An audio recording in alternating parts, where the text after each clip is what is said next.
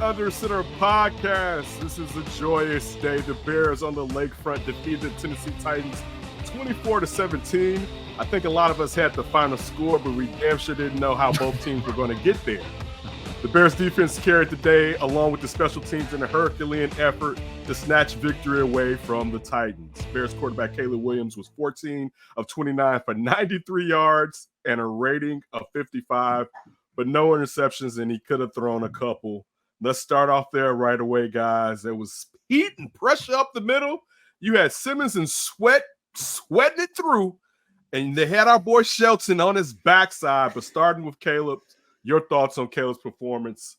Of course, it wasn't great, but was there any silver lining in Caleb's performance today? Let's start with that before we get into all the bad stuff. Man, so I think the silver lining is just that, unlike a lot of teams, really most teams that would have a quarterback in this position, the Bears have really built something to allow for this and not let the frustration build and kind of get Caleb down. Like, I think it's very useful for him to go through these growing pains and get a win. Like, after the game, he can go up there and be like, hey, like, we got to win. I got to be a lot better. Like, he was for like, hey, I'm going to get better. This is not the standard, but we got to win. And it's not, everything's not on his shoulders. Like, I think from a play standpoint, I thought the amount of pressure the Titans front seven got really, really sped him up. I thought in the second half, especially, I thought the inaccuracy was just him playing too fast. I think that the really poor play of Coleman Shelton, Nate Davis, Ryan Bates, Tevin Jenkins, the entire interior really just kind of ripped whatever game plan the Bears had up. I mean, they talked all week about not knowing what the Titans defense were going to do. They weren't going to chase goats. They just kind of went in there with a plan. And I think Tavondre Sweat and Jeffrey Simmons pretty much wrecked that plan. Like, they could not run the football. They couldn't do anything. And then once it got on Caleb, it was just like, he just played too fast. He was inaccurate. He missed a ton of throws that he probably doesn't normally miss. He had a bunch of balls batted down. And look, it's just going to be turbulent sometimes. We've talked about that for months, right? There's just going to be these games where he's just not very good. And it doesn't have to mean anything other than the fact that the Bears still won because Ryan Poles put together a pretty good roster that can support a rookie quarterback through times when it's like this. And eventually the idea is he comes out the other side and the offense can carry the day. Yeah, there's really not much else to add other than it was not very good. One guy who I'll add to the list of Titans game wreckers, Sebastian Joseph Day. I mean, I discussed this a little bit leading into the game. This was a game where the Titans' strength happened to match up with the Bears' weakness, and that was on display all day long. I mean, Matty Eberflus talks about how effective it is for a defensive line to dent the middle of a pocket and how that affects the quarterback. And yeah, Caleb Williams was mightily affected by that. The batted balls, I saw people suggesting, the batted balls because he's 6'1". Not batted balls because the Titans defense basically lived in that backfield all day long. The other thing that's, again, like, I don't know that it's cause for concern. It's week one in what we knew was going to be an up and down bumpy year for a rookie quarterback, is that he just wasn't in sync with the wide receivers. Keenan Allen drops a touchdown. That doesn't happen very often. The deep shots just weren't close. Roma Dunze, same thing. They just didn't seem to have that chemistry developed yet. And that's something that we've seen throughout camp, is that chemistry has been a little bit slow to come along. But the one dude who he has had chemistry with throughout training camp is the dude who he linked up with the most. And that was DJ Moore. So if there's a silver lining, it's that, DJ Moore and Caleb Williams, at least looked like a decent connection. The other stuff is just going to maybe take a little bit. And, if they're playing a team without Jeffrey Simmons, without Sebastian Joseph Day, without Tavondre Sweat, without all these dudes, pretty much dominating the interior of the Bears offensive line, maybe things will go a little bit more smoothly. What should Caleb's focus be moving forward? Now, of course, you're not going to have those tackles on every team. Simmons, we were opining for the Bears to make a move for Simmons a couple years before he got extended down with the Titans. But Josh, you mentioned him playing fast. I also felt like still some of the inexperience, and it's not in the knock. This is the first game from a rookie going into the NFL, highly anticipated, with a Titans team that probably will have something to say too, with this much heralded rookie coming in, and most people probably having them losing to this rookie in his first game, which we already know is a rarity with first picks in the first round. Quarterbacks usually don't when there's only been 4 in the Super Bowl era. But what can he do better? And was there a little bit of inexperience a part of this too, not just him playing fast, or was him playing fast due to the experience? I should probably ask. Yeah, I mean, Caleb said that he didn't feel like the speed was different. He said that it felt like it probably looked like that because there were so many miscues and misfires that they were just all out of sync, and he had to speed it up that way. I think a lot of it's inexperience, and I think what Caleb said he would go back to the drawing board and work on is what he should do, and that's just getting with the receivers, as Alex mentioned, and trying to get on the same page, right? It's extra reps after practice. It's just building that chemistry. And I mean, I think this is just a game also where and this will happen sometimes, Ken, in football, when things go wrong, things are just going wrong. Like on 3rd and 1, they have a screen to DJ Moore and it's going to be a walk-in first down, and Caleb drops a snap, and all of a sudden, okay, we're scrambling, we're throwing out of the back of the end zone. And I think he kind of felt, you could see the frustration on his face in the second half, being like, man, what is going on? And they said, hey, he's even keeled on the sideline. And I'm sure he was, but he said it's obviously the worst game he's played since Notre Dame last year. And it's probably one of the worst games he's played in a long, long, long time. Right. And for a guy who is so talented and has kind of manifested his way to the Heisman and the number 1 pick and all these things to come out and kind of just put up a dud, which a lot of rookie quarterbacks do. And it means absolutely nothing. It's just going to take time. All of it's going to take time, but they really do have to run the football. This whole thing was built on the idea that, hey, we could just lean on DeAndre Swift when we need to. We can just give him the ball 15, 20 times and he's going to be able to carry it. 10 carries for 30 yards. I mean, start of the fourth quarter, the Bears' leading rushers were Velus Jones and Caleb Williams, both with 11 yards.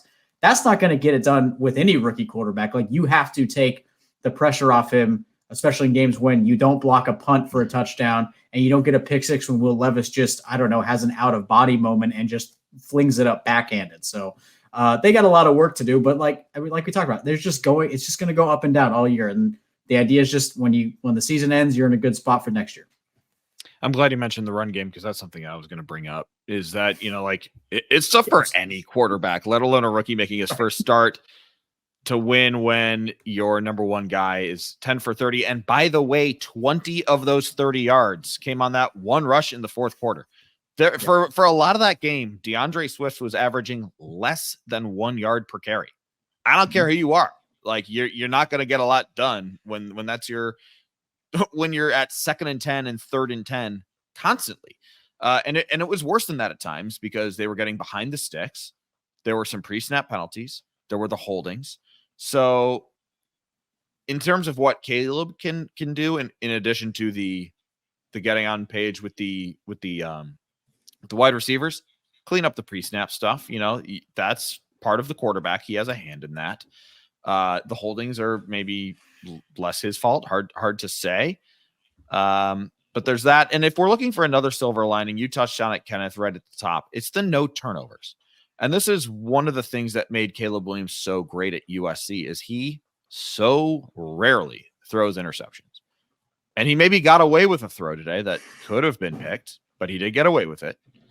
And he did drop a ball, but he did pick it back up and avoided disaster. So there were moments where Caleb Williams was able to avoid disaster.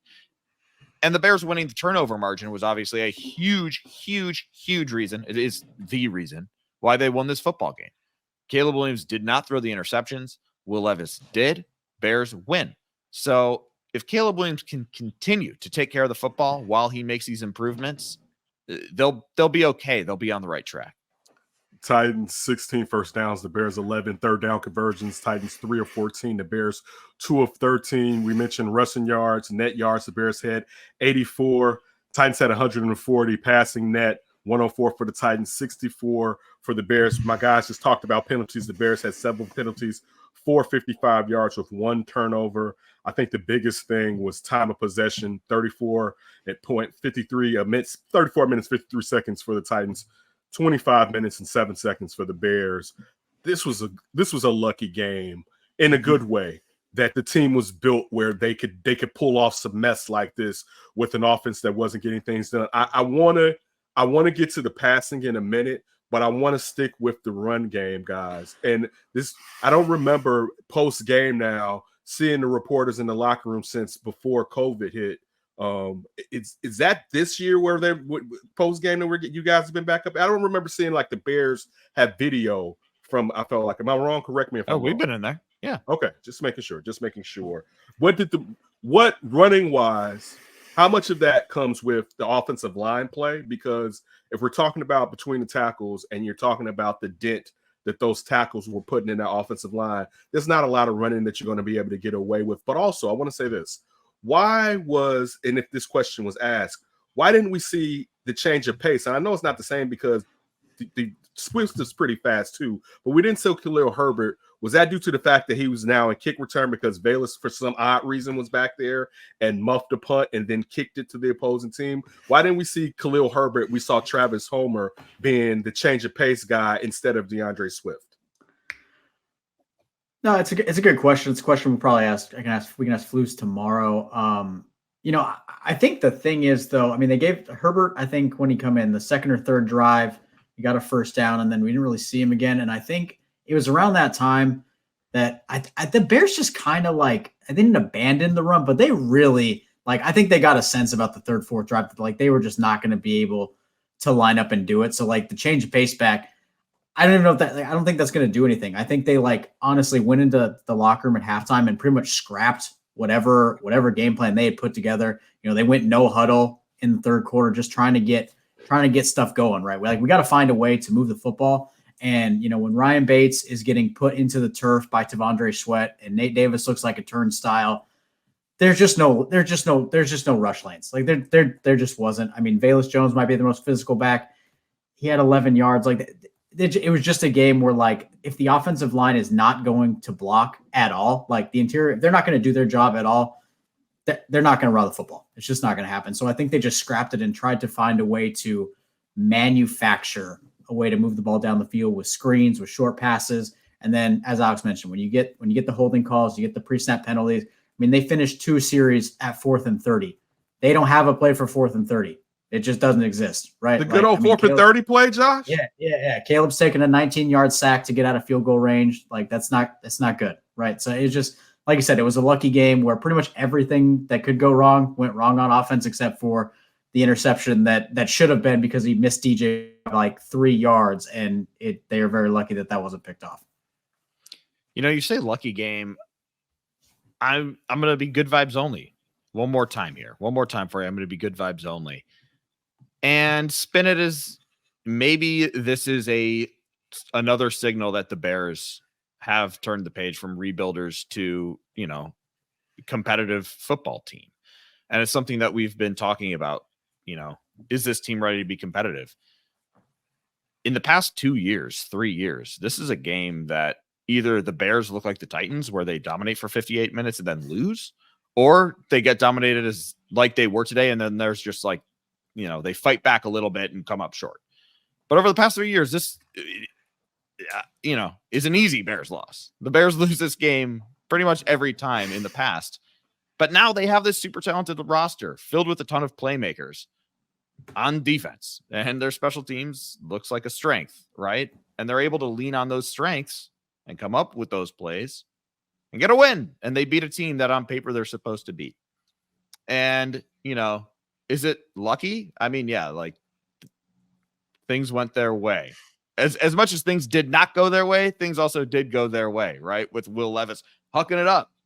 Ooh, you could see it coming though. You knew but that. Exactly. But you could see it coming. It was coming. It was coming. Right. You know, the Bears like hung around. They fell down 17 points. They fell down 17-0. Mm-hmm. And then the second half, defense didn't allow any more scoring. And they did all the scoring themselves, essentially. Cairo Santos is perfect. He makes all 3 of his kicks, a 50-yarder, a 48-yarder, and a chip shot. Like back in the day, then maybe there's a miss in there. But no, Cairo Santos is perfect today. You said the vibes are going to be well. All I'm saying is a good team finds a way to win when everything is going wrong, when they're up against what is perceived to be a lesser opponent. Yeah, the Bears did that today. It was ugly. It was so ugly, but they found a way to win. I mean, true. But to the luck point, they're the first team in NFL history to win a game in which they trailed by at least 17 points and had fewer than 150 yards of offense in NFL history. That's never happened. The luck. Yeah, the luck. Never happened. Trendsetters. Trendsetters. You say lucky, I say trendsetters. Okay, we're now Brand the Builder doing some Game of Thrones ish right there. Wide receivers, guys. DJ Moore showed why DJ Moore got the bag. There was a miscommunication. No, there wasn't a connection. Is a better way for me to phrase that, between Caleb and Keenan. I didn't really see a lot of passes targeted towards Rome, but also, and again, I know in a game like this where and you've said this, Josh, the playbook basically gets scrapped. The old Shanahan, I got 15 plays that I'm going to run through. We're tossing that bad boy out. But we also really didn't see the tight ends in play. Like there seems like a myriad of ways to try to attack that defense if something's not working. There's several levels due to the players that the Bears have as receivers and tight ends that they can attack an opposing team's defense. And I didn't necessarily see that, along with running backs in space. I think they needed to use those tight ends as extra blockers. I think the tight ends got taken off the table as pass catchers because we needed the extra help with the protection. We saw Cole Kmet in line a lot next to the tackles, helping to chip and stuff like that. We even saw Gerald Everett in line a little bit as well, which was surprising to me. So I didn't come here for I think that might have been part of the reason why you didn't see the tight end streaking down the field. I appreciate that. All right, offensive line, guys. What can we expect from this offense? Like this is something, and I know people get tired of it. I didn't like it. I didn't like it. I tell you, I didn't like it for years and years. I still don't like it. I didn't like it in August. I didn't like it in July. I don't like it now. Okay, let me ask you this. Who performed the best on the offensive line, taking in how poorly as a unit they performed this morning? No, it's afternoon, I meant to say. That's a good question. It's one of the tackles. So it's got to be Darnell? I think it's Darnell. I would say Darnell. I mean, I was so focused on how bad the interior of the line was. I can't tell. I was like, man, because I mean, I didn't have time for the tackles to really blow assignments because Devondre Sweat was just in Caleb Williams' lap every play. Yeah, that was kind of my sense. I didn't notice the tackles a ton. I did notice Braxton Jones get out in space and lay out a couple good blocks. A couple of those outside rushing plays that worked well. Braxton Jones was laying the wood on people out in space. So Tevin, props for run blocking. What was the issues with Tevin? We can't be a pro Tevin podcast and not get on Tevin if he had a bad game. What was wrong with his performance today? He got beat. Yeah, I mean, it just wasn't good. I mean, Tevin, I think we were all pretty on the same page that he's got a lot of talent. I think he can be one of the best guards in the NFL, but he's had some moments like this. Like he's had some games in the past, even when healthy, where he's just been kind of stinky. And he just wasn't good today. And I think he's facing an elite defensive tackle in Jeffrey Simmons. And I think Devondre Sweat is really, really freaking good. That guy is a load. Like no offense, we know Nate Davis stinks. I didn't need to watch him go against Devondre Sweat. I told you, we knew he stunk last year. He's going to keep stinking. Tevin is a good guard. He's still relatively new at playing guard. And I think when he goes up against elite talent, he struggles sometimes. Anything else offensively? We were talking about Devondre Sweat as a top talent, and then the character stuff came. It was Jalen Carter light. Jalen Carter was this unbelievable talent who had this unbelievably public character situation. Devondre Sweat had the same thing happen in like a much condensed scale, where he was also very, very talented. I think some people were talking about him as a first-round talent, one of the top tackles off the board, and then some of the character stuff came up, and he fell. But on the football field, he's a really good player. Boy, when you can dent the offensive line like that, man, that's ridiculous. That right there. It's hard to move the ball. It's almost impossible. And that's why the Bears went so much shotgun, 3 wide receiver. Let's try to go quick pass, and they just weren't on the same page. Okay, but expectation should be that there's a chance that this can happen with one. I agree. Simmons, and you had to scout Sweat just in case you were going to draft. Even if you had to scout him to knock him off of your board, you had to scout him. Talent. Yeah, right. And he's playing alongside of a stud, so that's going to benefit him because if there's a double team initially, it's going to go Simmons' way. So you knew the heat was coming up the middle for the most part, and it didn't seem like offensively they planned accordingly, in my opinion. And it doesn't get easier. I mean, coming up next, Will Anderson and Daniil Hunter. Instead of coming in the middle, they're coming at the edges. But now we can watch the tackles. Now we can watch the tackles. It's not like the Titans have the only good defensive line in the NFL. There's a lot of good defensive lines. The Lions have one, and then next week it's 2 premier pass rushers, but coming from a different area. So they're going to be tested. They're going to be tested throughout the year. Yeah, I would hope though in that situation, the run game, particularly just we're talking about as far as between the tackles, more just as far as off the guards, should be improved. And perhaps now we have to see this because we know that Caleb likes to run out, that perhaps climbing the pocket, like we did actually see on a couple of plays with Will Levis, where he was really functional by climbing the pocket and executing, that perhaps we can see that. And that's something that most young quarterbacks who have some mobility, they don't do because they're so used to running out the backside of the line. So hopefully that will be part of the lesson that we see in next week's offensive game planning. Offensively, anything else positive that stood out? We're going to talk about, of course, when we get to special teams. We could just with Velus and why I don't know why Velus was out there, and that was crazy. We'll get there. But Velus still being a very raw player as a running back. He looked good. I mean, particularly when we're talking about how tough it was to run against this team. DeAndre Swift showed why he was the guy that I think a lot of us want the Bears to go out in free agency and pick up. What are the offensive players, even with the offense that didn't perform well, seem to at least pique your interest as far as, if that was a good pickup or at least he had a decent day-to-day with the offense being overwhelmed? I mean, look, Keenan Allen, I think the chemistry is going to come, right? 11 targets. He is open a ton. He's still such an incredible route runner.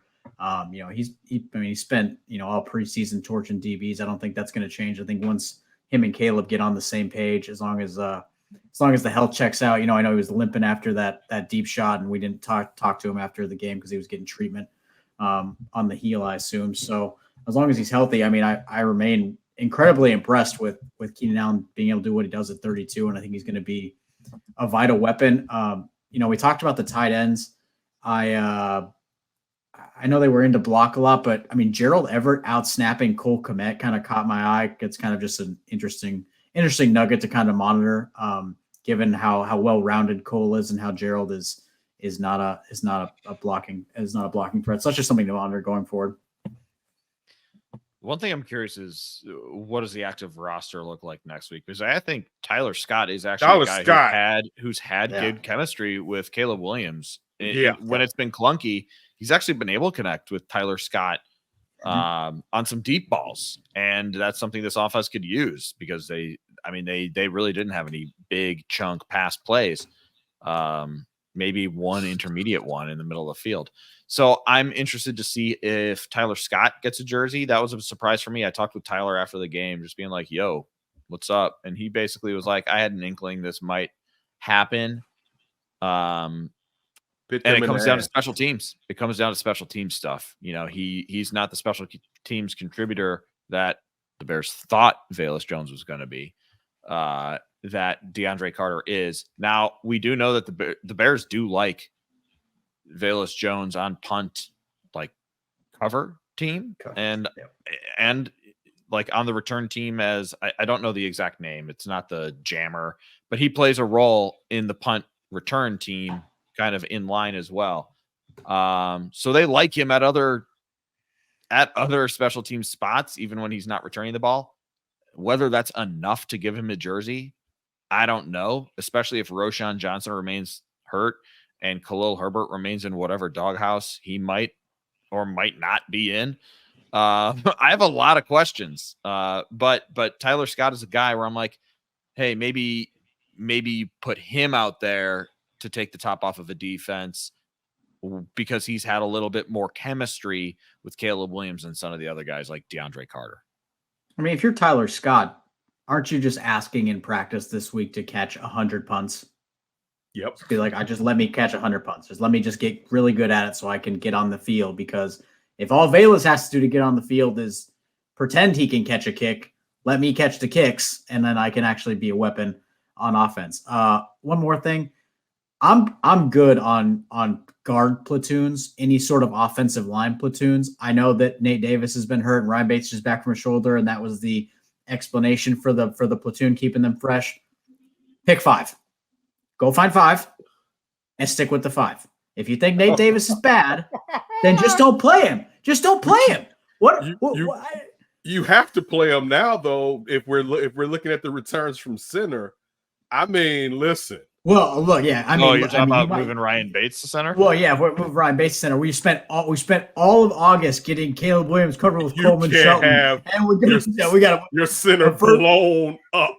All right, off the ball. I'll tell you what, Ryan Bates didn't look much better at right guard. You could definitely be right. I'm talking about best 5 out. I don't know if you need to me right now, and when we're talking about center between the traits with Shelton and Bates, it's speed and tech, I guess, versus strength. And when I'm thinking strength, I'm also thinking weight. And the last thing you can have is someone putting both their hands on someone's shoulder and knocking them back onto their backside. Right there is the anchor of your offensive line. Like that he can get beat. Everyone gets beat. You can't get beat like that. That's the issue for me, Alex. But you seem like you disagree. I don't disagree. Okay. I'm just like, I don't know. I don't know what the answer is. I don't know what the answer is. And it's again, wow. Well, the answer was finding a legitimate long-term center 5 months ago. That was the answer. That part. That was the All answer. Right. Hold on. One more offensive nugget. Please, sir. Just to leave us with some good feels. Caleb Williams averaged 3.2 yards per pass attempt. That is the second fewest by a number 1 overall pick in NFL history, in their debut in NFL history. Only Bert Jones in 1973 had fewer. Excuse me? Who did Bert Jones play for? Just so we all know. We don't know. Look at Strobes. I can look it up. Get the information of Bert Jones the Great. Maybe you could also tell us what university he played for, since we're all getting this. That's the thing about, and I mean, I'm not young. So it's Baltimore Colts. Oh, shout out to the Baltimore Colts. Did you want you want the college? Of course I want the college. Go Tigers, LSU. Okay. All right. Maybe Bert Jones could spin it a little bit. It's not very far. How did Bert Jones do for the rest of his career? Who cares? All right. Moving along to defense. Have you heard of him? I think that. No, I mean, usually you would think we kind of know, like, oh yeah, so and so. I heard of him. I haven't heard of him. Although I would he did win an NFL MVP in 1976. Okay. So we got best player in the league. Bert Jones' name. If you asked me Bert Jones, athlete, actor, or something or other, I would have been like an actor in a heartbeat. If you asked me, if you just said the name Bert Jones or singer, I would have said because Burt Lancaster comes to your something. Mind. Burt Reynolds. I would have went straight with acting or singing before I went like Bert Jones, QB, Bert and Ernie, number 1, former MVP. Sorry, and that was second fewest by a first round pick, not number 1 overall pick. Bert Jones went second behind Johnny Unitas. Wow. Wait, not the same. You mean QBs? Second? No. Isn't Johnny Unitas was there. Johnny Unitas was with the Baltimore Colts way before the 70s. He was chosen number 2 overall to be the heir apparent to Johnny Unitas. Yes. By this time, I was like, wait, Johnny Unitas maybe almost headed to the Chargers or wherever. Johnny Unitas was headed out. I was like, something ain't adding up. Okay. All right, that's your Bert Jones minute. All right. The Bears defense had a great game. Initially, they were stifling the Titans. But the third series, Bill Callahan had the Bears D spinning. Pollard broke a run for 26 yards in the TD in the right guard pull. Let's talk about the Bears defense. Definitely had some spots where, first of all, they had some spots where you want them to be more stout, but they're playing against a professional offense. So any really decent to good offense, you're going to get scored on. There's still some questions about the Titans, but the Titans have talent. It's really, can Will Levis execute and have his growth as a second-year quarterback? But if you look at their wide receivers and you even look at the line until their right guard went out, the line was playing fairly well. But Josh, thoughts on the Bears defense this day? Yeah, I think outside of those two drives, I'm going to take out the one where Velus played soccer and they had like a 20-yard field goal, but the 2 touchdown drives, outside of those two, I thought they played pretty well. Those 2 touchdown drives, not very good gap discipline with a lot of missed tackles. I mean, we had TJ Edwards and Tremaine Edmonds. We were whiffing. Outside of that, man, they were really good. And I was really impressed with the weakness of this team, which is the pass rush. So I thought the pass rush was good. I mean, Darrell Taylor was freaking good. Andrew Billings played his absolute tail off. Jervon Dexter had a sack. Montez Sweat remains a wrecking ball. Like, just watching how easily he gets off blocks is impressive. And we know how good the secondary is. And Will Levis, it didn't really have a chance. Like, once the pass rush really heated him up, I didn't think he really had a chance. I thought it was just the Bill Callahan thing is interesting because Bill Callahan is probably the best offensive line coach in the NFL. Him and Stoutland, right? And I thought they kind of had the Bears in hell for a little bit with Tony Pollard, which is impressive because this defense only allowed 86 yards a game last year on the ground. And Tony Pollard kind of chewed him up, but they got right. Gap discipline improved. Tackling really improved. And once the tackling improved and the pass rush heated him up, they couldn't really move the ball. And then, Tyreek Stevenson takes to the house, and that's all she wrote. I want to shout out a Matt Eberflus halftime adjustment as well. When they were in hell and when the pass rush was not really getting home for a little bit. They started hot and then they really cooled off and they couldn't generate pressure. And Will Levis was kind of chewing them up. And we were looking at each other in the press box, was like, is Will Levis good this year? And then Flus did something we saw last year again, which is dial up the heat. He started bringing pressure. He started bringing blitzes. Linebackers we saw coming. Tremaine Edmonds was coming. Tyler Gordon was coming. He started dialing up the heat. That clock for Will Levis sped up, and all of a sudden they started making plays. So it was late. Yes, it was late.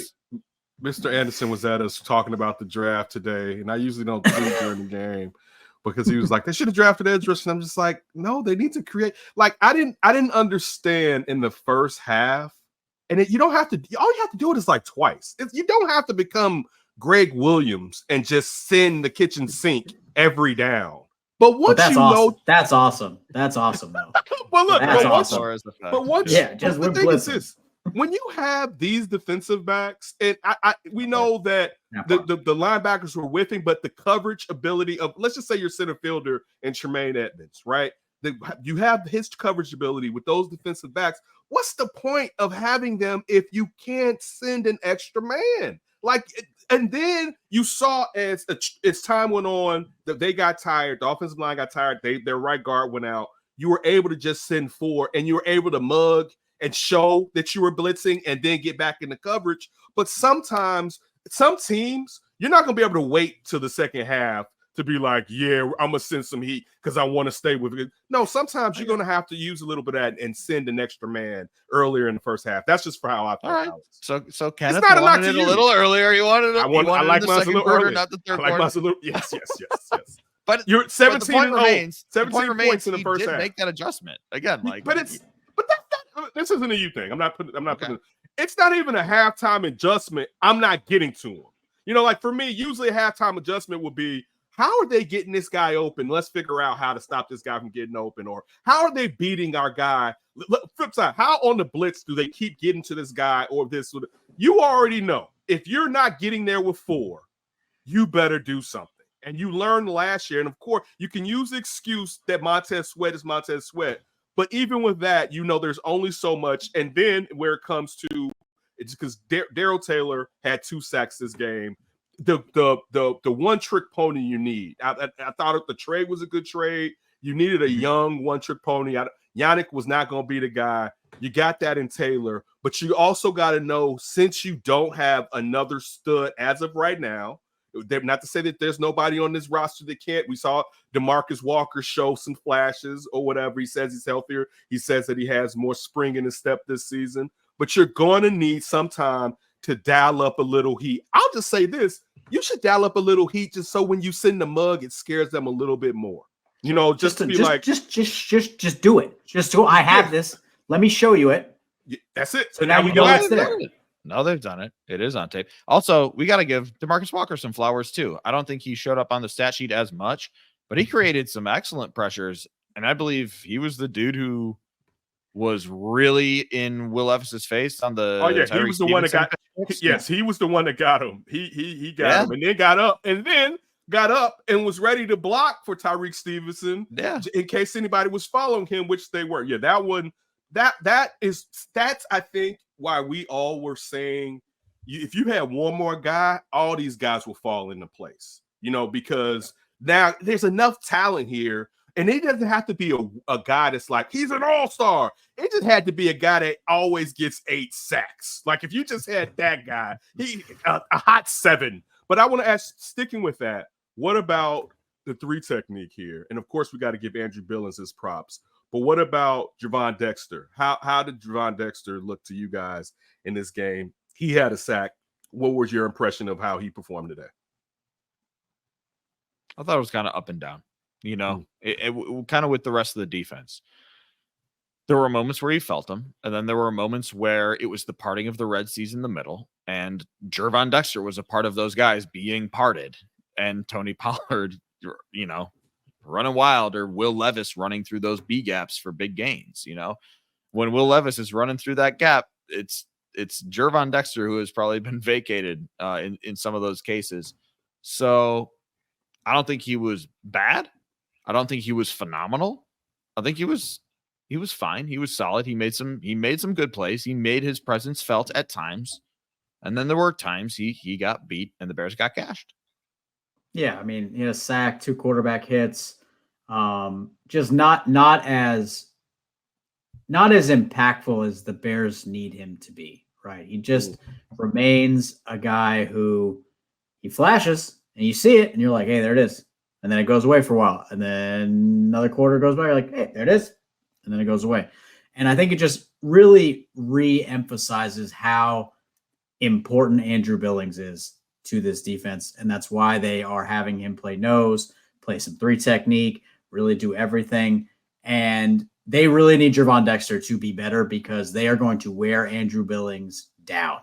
And Andrew Billings played DE a little bit today. Yes, Andrew Billings 5 at one time, which was Andrew Billings doing it all. And if Javon Dexter is going to be a maybe not guy or a hit sometimes, miss a lot guy, Andrew Billings is going to get tired, and then the Bears' interior defensive line is going to have a big problem. They got to put a little bit more coin in Billings' paycheck. Just extend another contract. Send him again. Add a year. Send him again. Add a year.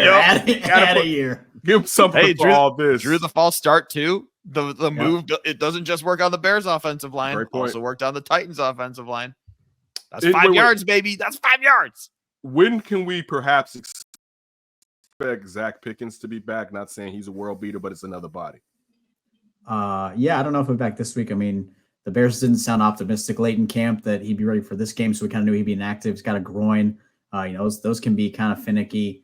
So I don't know. I'm gonna guess, and this is based on just the fact that he wasn't doing a whole lot of moving when we were out there at practice.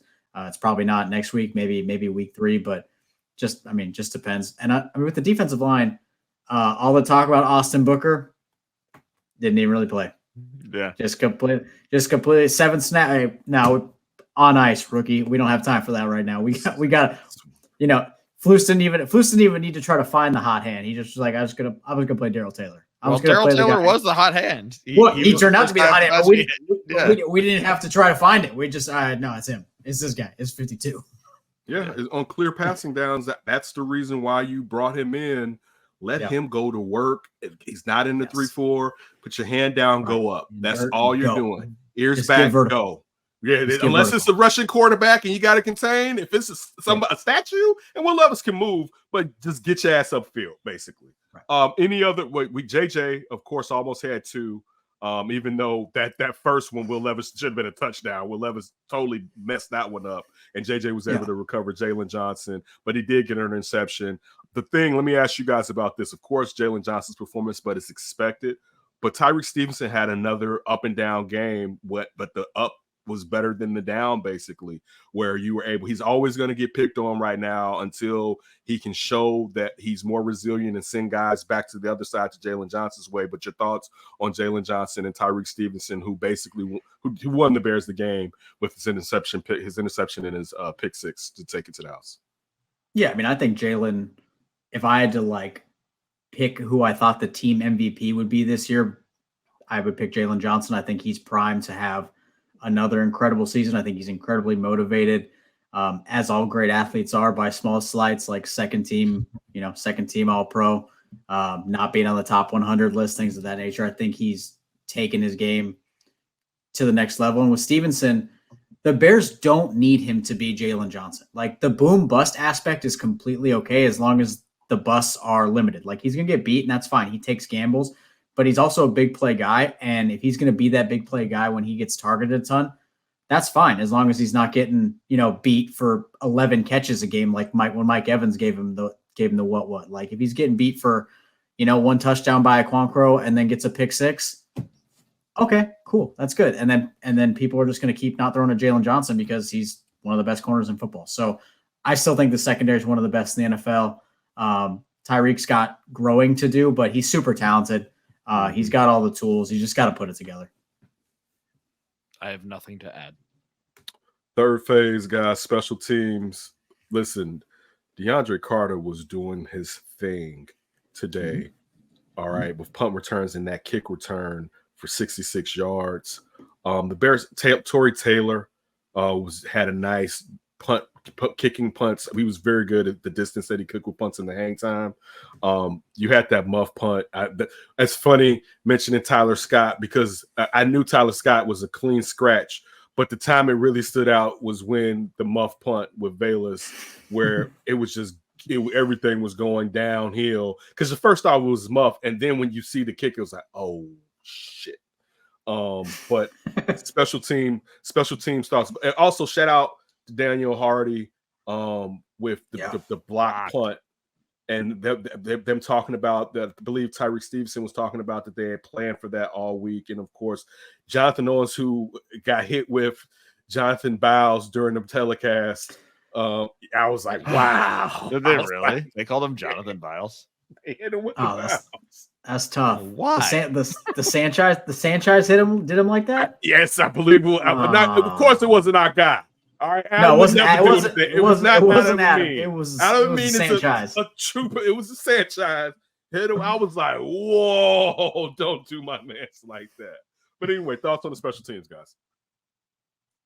Yeah, I mean, great day for Richard Hightower's unit outside of, I mean, look, Velus Jones, I'm just good.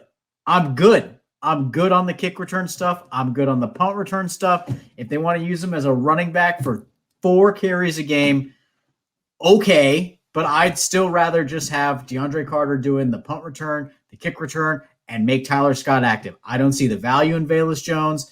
I don't, hey, we got to give top 3 round picks 3 years to work out. No, you don't, man. If he's not very good, he's just not very good. He's just taking up a roster spot. I'm good. I was good last year, and I'm very good now because this is no longer a team that can afford to go through these stretches where, hey, he might figure it out. We can just kind of deal with these mistakes that cost us because we're not trying to win. This team is trying to win. That can't happen. I'll use this time to shout out Scott Daly, the new long tackle for the Chicago Bears. The operation was excellent all day, and that was a huge question mark. When Patrick Manley, oh my God, what year is it? Scales. When Patrick Scales, oh dear, hey, I was like, you were hitting it anyway, guy. Go get yours, guy. You were hitting it. Keep going. When Patrick scales went down, and it became clear, oh, wait, this guy's might be gone for a while. And then it also became clear that Cam Lyons wasn't getting the job done, who had that job all throughout camp.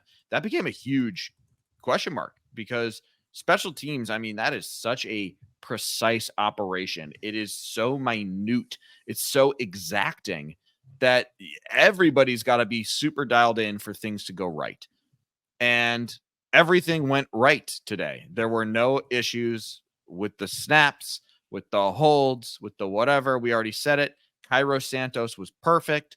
We already know that Cairo Santos is the most accurate kicker in Chicago Bears history. He obviously has a huge role in that, but so does Scott Daly and Torrey Taylor. It's obviously different doing it in a real game for the first time, which they all did together today, and it went really well. So hats off to that group because, we asked Hightower, like, how do you speed the chemistry of this group? And he's like, basically you can't. And he dealt with this at the 49ers where I think they had 2 long snappers go down. So he's dealt with it before. And he's like, I have learned a few things here and there, but really there is just no replacement for time on task. And there's no replacement for experience together. So those guys in their first game together, the fact that it was a clean operation, and obviously it was a tight game, 1 possession game, all of those kicks matter. Hats off to the whole unit. And also newcomer Scott Daly. Yeah, it's nothing like the third phase work. And I feel like anytime the Bears have been good, their special teams was in lock and step with the defense. And seeing that, you mentioned Cairo Santos with the 50-yard kick, just carried the Bears, the defense and the special teams. And you need that. And we know that anytime the Bears, again, are good, that's the special sauce because the offense is somewhat unpredictable, even though we expect our offense not to be unpredictable. We expect their offense, I meant to say, not to be unpredictable this season. Anything special team-wise, Josh, that you got to say before we get up out of here? Locker room notes, guys. Any locker room notes that stood out to you guys before?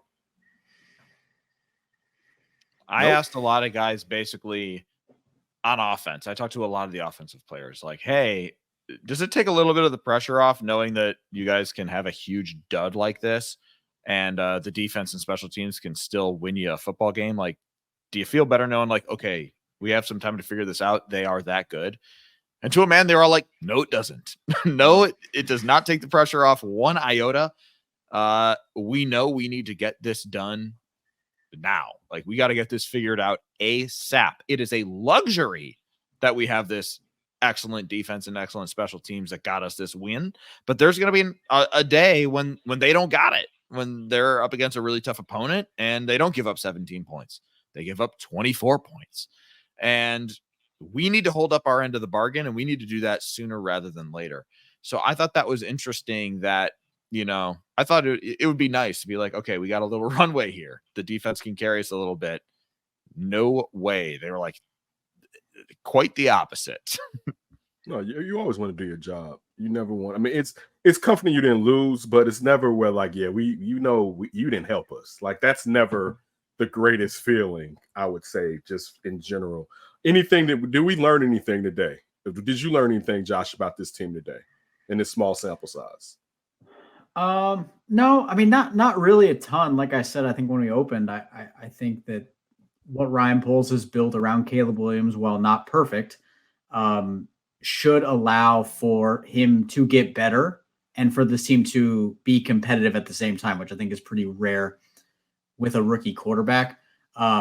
Kind of something just popped into my head as I was not leaving Soldier Field, as we were going back up to the press box after interviews. It was a funny juxtaposition. I remember after the last game last year, Justin's final game when the Bears scored 6 points.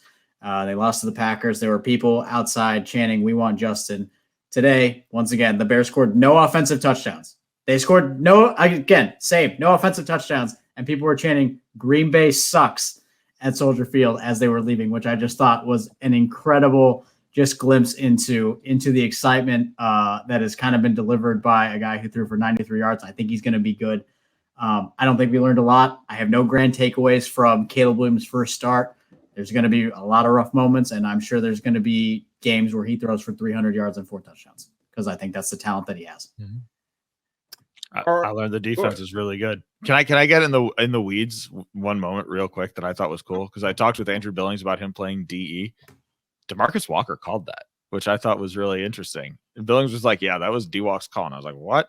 He's like, yeah, he told me to go out wide. And then I'm pretty sure DeMarcus Walker then went wide 9.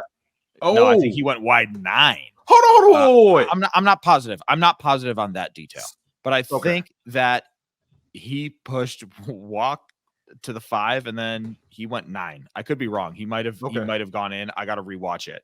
Okay.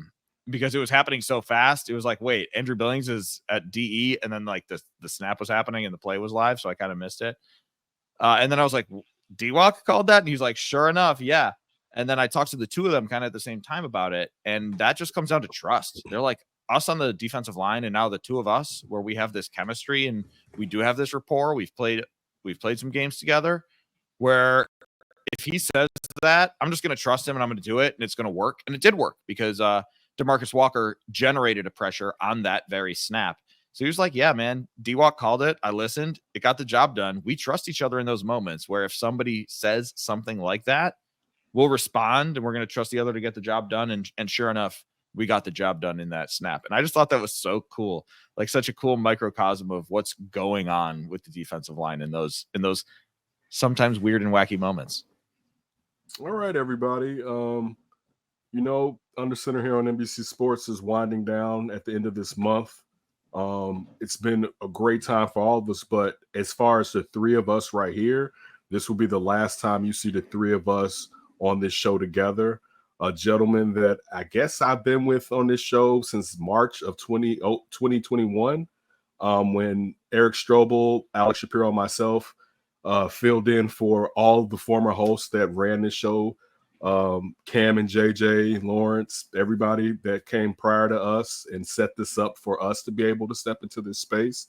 Alex is moving over to Alex. You break down what's going on with you. I don't have anything else to say. This is yours. Yeah. So today is my last day at NBC Sports Chicago, which is kind of a crazy thing to say out loud. It's been unbelievable to work here for 9 years. I said this on Football Night in Chicago, and I'll repeat it. When I went to school at USC to study broadcast and digital journalism, my goal was to one day work at Comcast Sportsnet Chicago. And the fact that I made it, that I was able to cover the Bears, that I was able to cover the White Sox, the Bulls at times, the Blackhawks at times, all of these teams in my hometown is basically been the most rewarding thing of my entire career. And this Under Center podcast has without a doubt been my favorite thing about my entire time here. And it's been you guys that make it so fun. So I want to thank a bunch of people.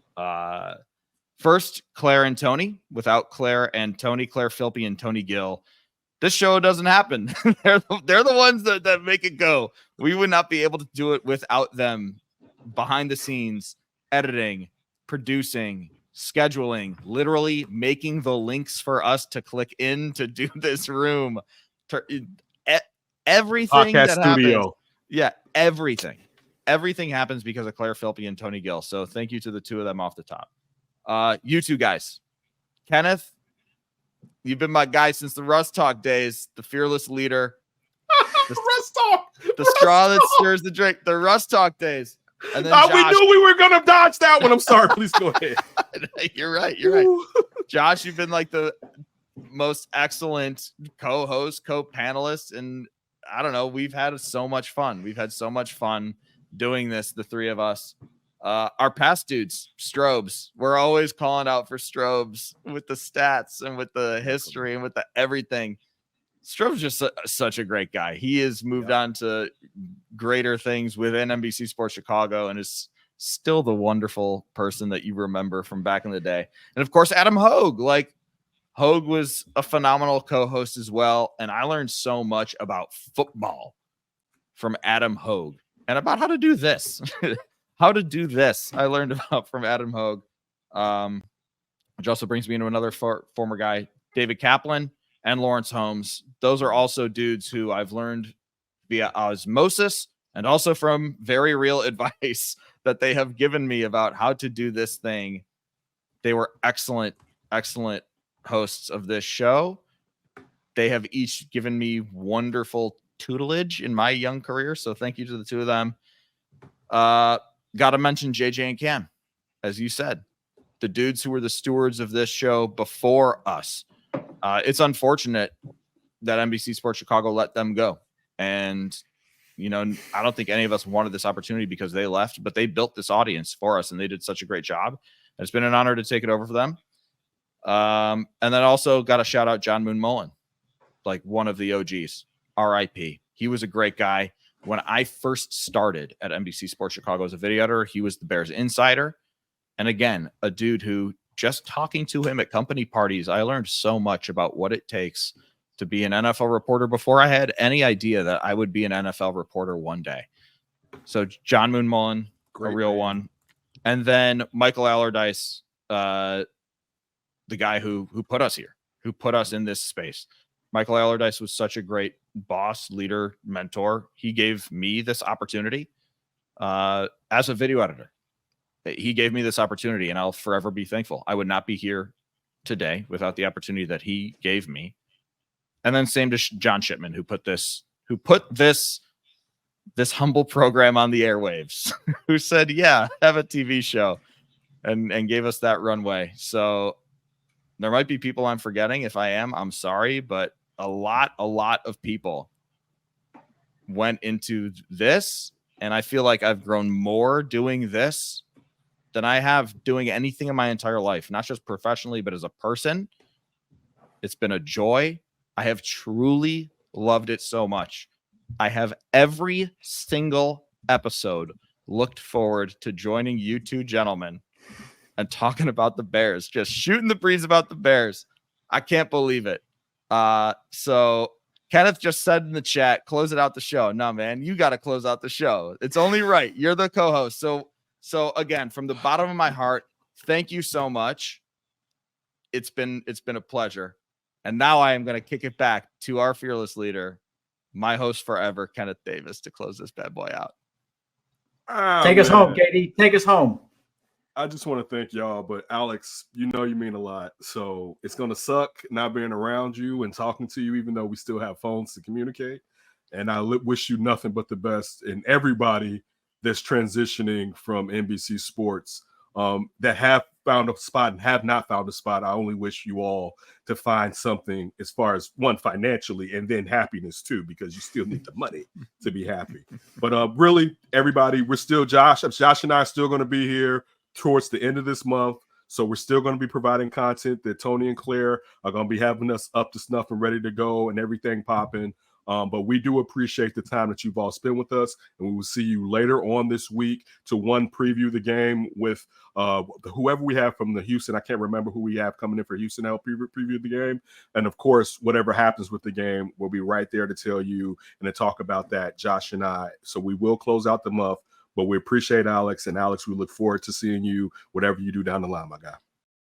Congrats, you finished the video. If you want to build on that success, download the NBC Sports Chicago app. It's got highlights, exclusive insights, and push alerts tailored to you.